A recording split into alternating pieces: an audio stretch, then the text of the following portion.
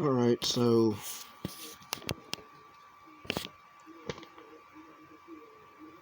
Death of a Vlogger. It's a 2019 film. It gets a 6.1 on IMDb. Why? I guess it got a lot of good reviews, apparently.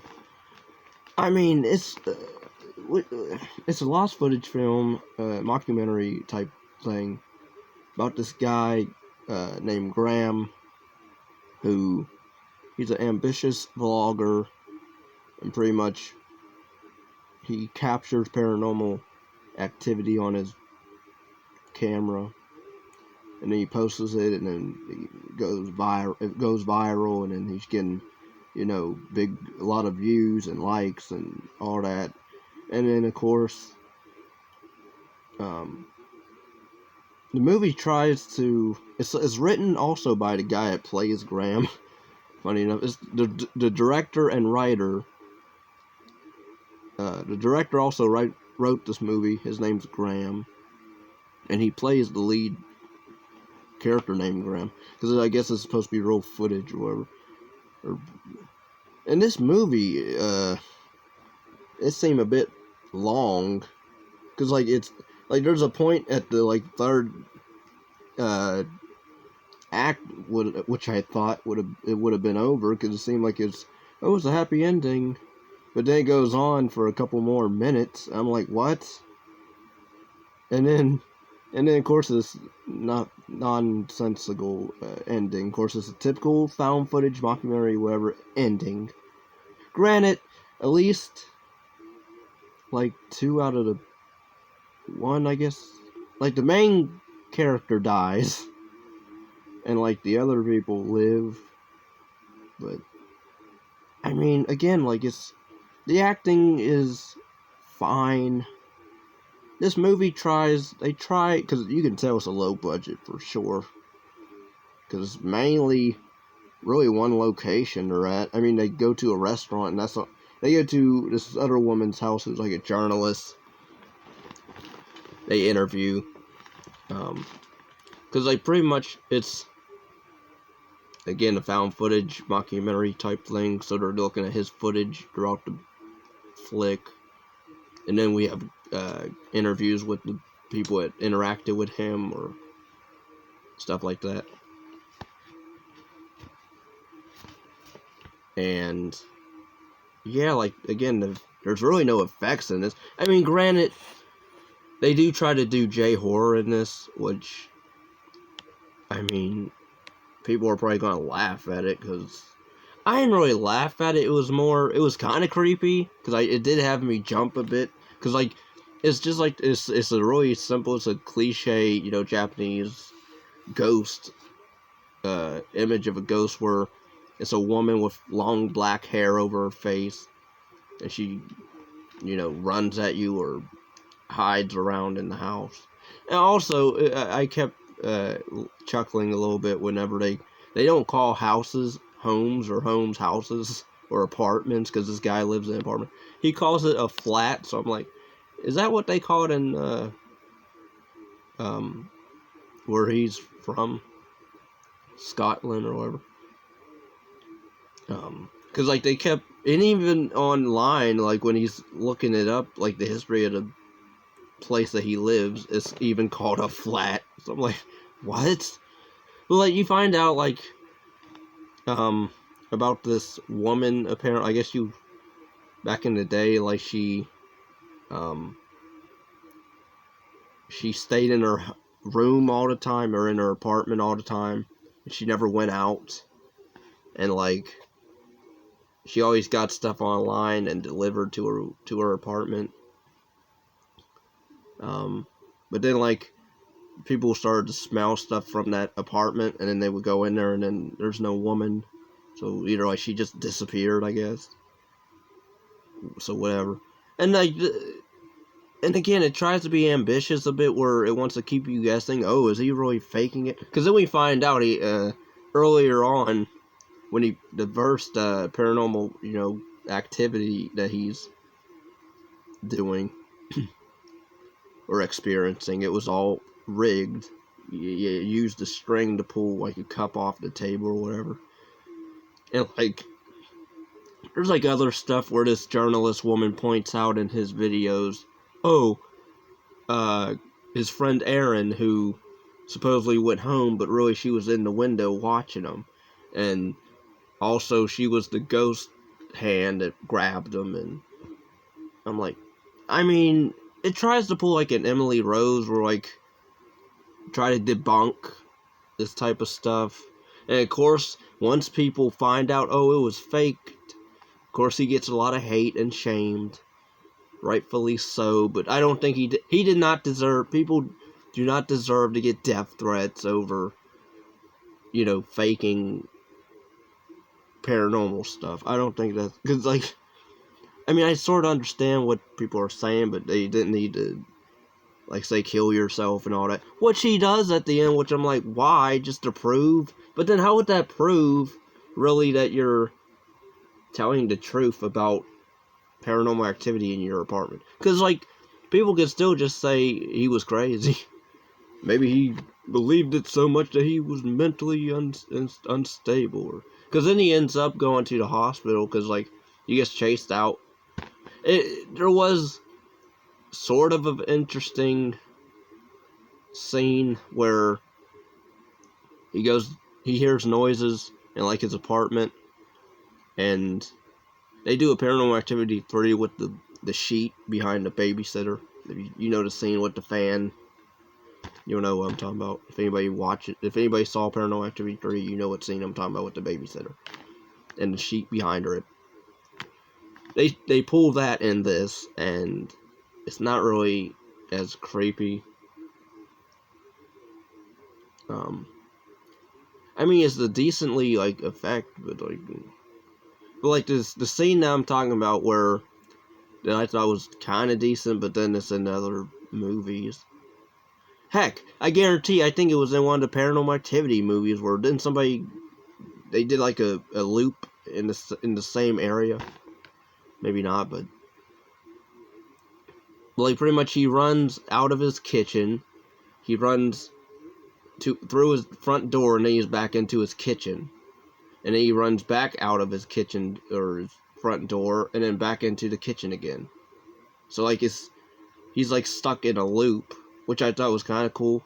And then even when he goes to the stairwell where he's running, like, down the stairs, he ends up going in a loop in that. And I wasn't even paying attention to that part, but then I realized, oh, he's seeing the same old bike in the hallway. I'm like, alright. And then he gets, I guess, pushed down the stairs, and then he goes to the hospital, and then they do this is where I thought the movie was going to end, because, like, they talk about, oh, he survived, of course, and he just had a few broken bones and a sprained wrist, but he's alright, a concussion, whatever. And it seemed like that's where it would end, where, like, we find out he's alright, and, because then it tries, because then he wants to film, like, his experience. The problem is, like, it's not well acted much, to me. It's not, like, really dramatic. It's not as serious as it could be. This guy, he's experiencing stuff, and the way he goes about it, like, and then even, like, even before he gets chased out of his apartment, I believe, like, he has his friend Aaron come over, and instead of, I don't know, because he's like, I just need one more night to stay here and prove, that stuff's going on here. I'm like, how about you have her stay the night, like you did before, but then you find out, of course, they were in the cahoots with, but then I'm like, so if it would, but which part was fake? Because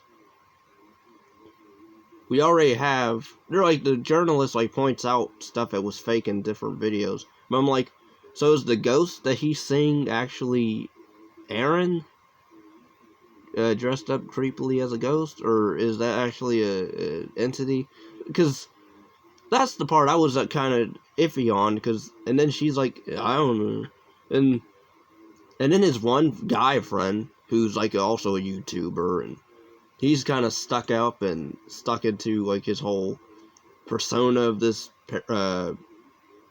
YouTube personality thing. Because like he has to carry a freaking camera everywhere he goes. Even when he's talking to Graham about, because Graham's like, okay, just turn the camera off. Just talk to me like for real. We're friends. Just talk to me like.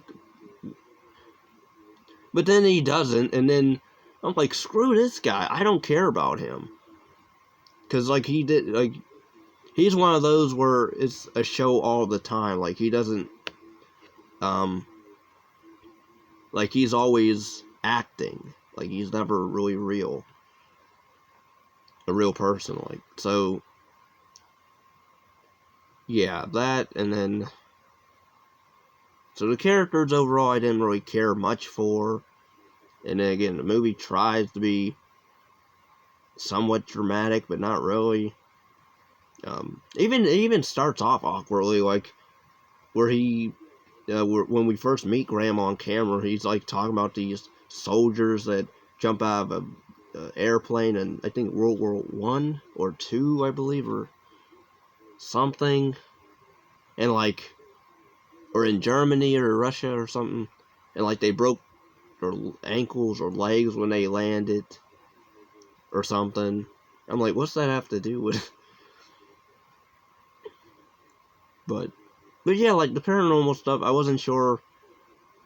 And then the journalist woman, she even mentions how so there's like some clues to like this YouTube buddy of his that he just apparently met, this other bigger YouTuber.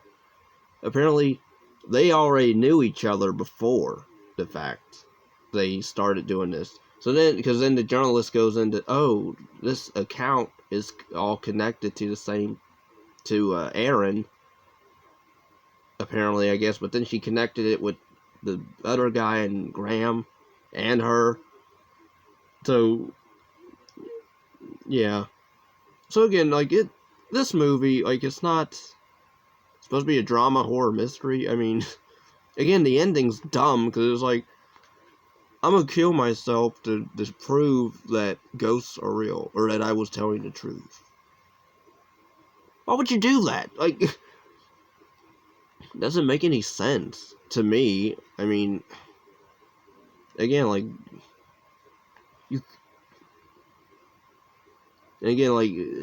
maybe the journalist was onto something. Like, maybe they all did fake it. Because then, even at the end, I guess, trying to be all, because he's live streaming at that time, so he kills himself live streaming. And, like, I was wondering how he hung himself on where he was standing. Because, like, he's able to, he has like a cloth or whatever, wraps it around. And I'm like, where's he wrapping that on, though? What's he tying that on? But then then it's weird, because then he drops down to the floor, which I'm like, why? And how would that work if you're supposed to be strangling yourself? And then, but then he collapses, and then he dies, I guess. And then we get text of the camera live streamed until the battery died. And then when police arrived, his body was nowhere to be found, and his whereabouts are unknown. So they try to pull a Paranormal Activity 1, type thing, except not as creepy, not as cool. If anything, this is just a dumb ending. It's a cliche, typical downbeat ending to a mockumentary lost footage film. Which, again, they could have been, they could have did something. They could have did stuff better in this. I know it's a low budget film, but you should have wrote your ending better, dude. Again, the acting's fine. It's not Oscar caliber or anything like that. Effects, I mean, I did like the scene when we first see the ghost entity, where, like, his friend Aaron's, like, in front of the camera, and then she moves out the way, and then we see a person quickly move out of the doorway. I thought that was creepy. But then the way he reacts is like, freak. Well, of course he cusses, but he's like, "Oh my god!" Like she had way more reaction or emotion than he did, really, in his line delivery. But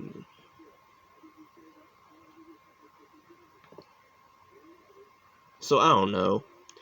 Overall, I didn't care for it. I can't say I mind, but I don't even know to call this really a rant because I'm not like angry much. But it's just like it could have ended at least, you know, decently where the guy lives, and it had a perfect way of ending the movie. But then it's like, no, we're gonna do a cliche because why not?